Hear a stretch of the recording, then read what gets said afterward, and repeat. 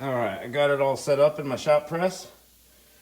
Had to get some clearance away from those studs. I've been meaning to get me a different I-beam that clears all hubs. So I got to stack up some wood. It's not the safest, but if you're smart about it, it does just fine. Got me a impact socket going down to press that hub out. Just the center part, the hub, is getting pressed out first. That's the setup I got.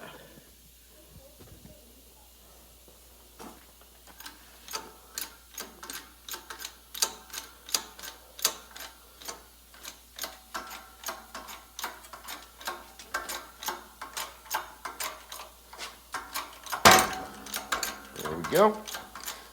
Broke free. This one might have been able to be hammered out, but I always use my shop press. And there we go. We've got the hub out.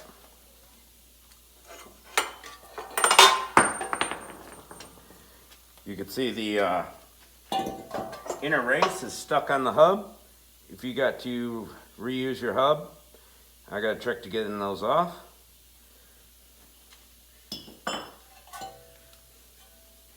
Next step is getting this C-clip out of there, this retaining ring, and then we're going to press the bearing out from the back.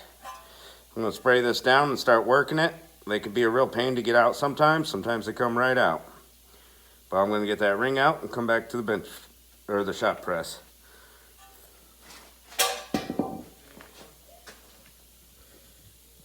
Alright, a lot easier setup for pressing the bearing out after getting that retaining clip out. It just went straight on my press plates.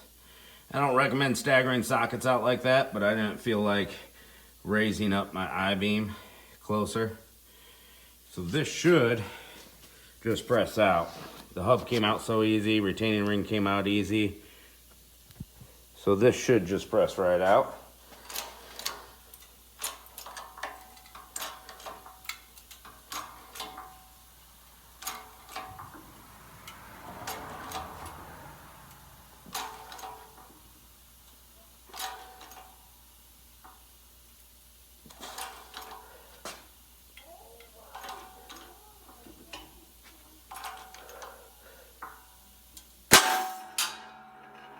There she goes. That took quite a bit of pressure, more than I expected.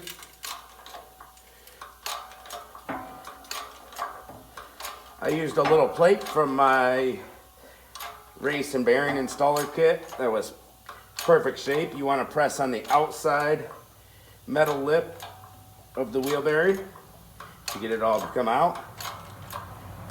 I had that big socket. I use that impact socket as an extender. Should have just raised my press up, but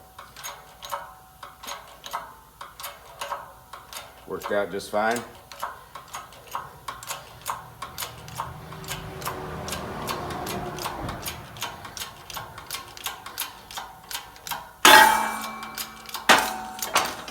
And there we go. It all just came out the bottom.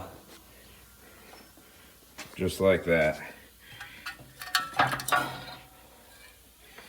right, let's show you what we got here in the light. That's where our new wheel bearing's gonna press into. Just gonna clean it up in there. Rust on the outside where the ring sits. Down there where it seats, a little bit of rust.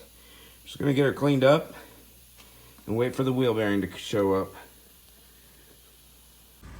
Alright, we're going to show you how to remove that retaining ring and press in wheel bearings. They're really rusty.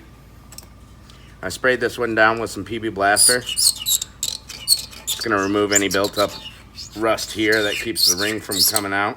I cleaned it up good. Take these little tabs. You got to break the rust free first before you use your tool to crimp it together. Squeeze them together. There we go. I just saw it move. Hit the other side. This one's a lot easier than the last one I did. Usually it takes more force than that, more soaking, something like that. Now we got our clips here. And try to get them in the groove.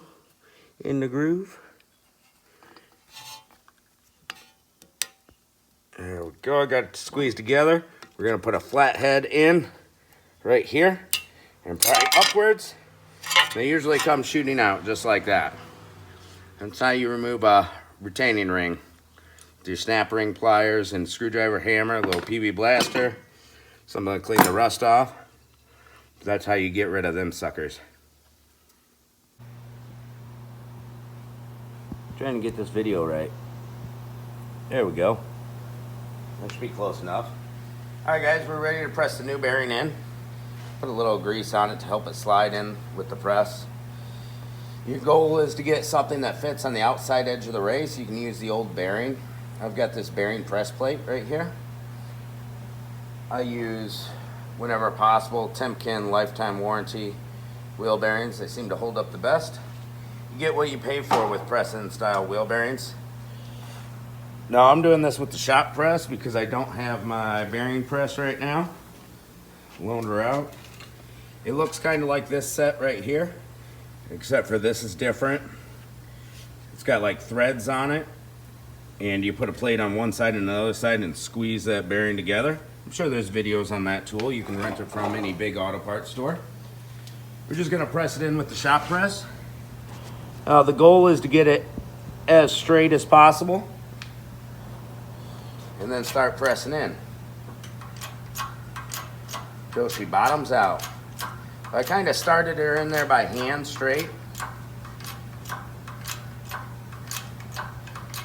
I use these press plates to even it out. Some of these steering knuckles can get pretty awkward. This one's not too bad.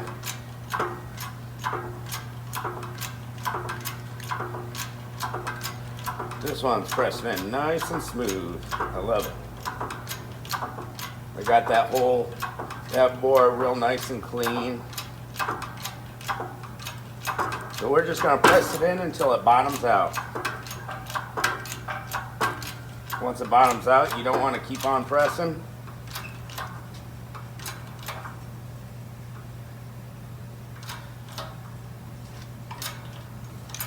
I think she just bottomed out there.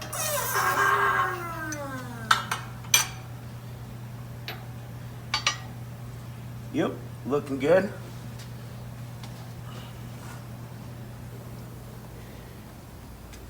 Right there. That's where our snap ring's gonna go. So I'm gonna pop that snap ring in and then we're gonna press the hub in. Alright, we're all set here to press the hub in. I've got a press plate and then a little cone and then another plate to keep the inner race from moving as the hub comes down. I'll show you that after I press this in. Just want to make sure it's going in real easy.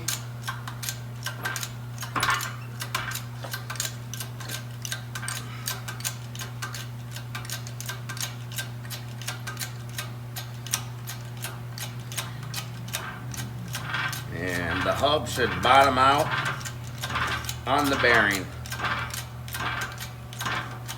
That inner race of the bearing.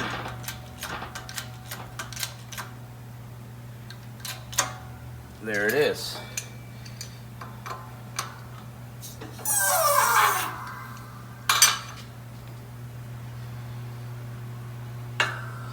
Alright, now I'll show you what I got here.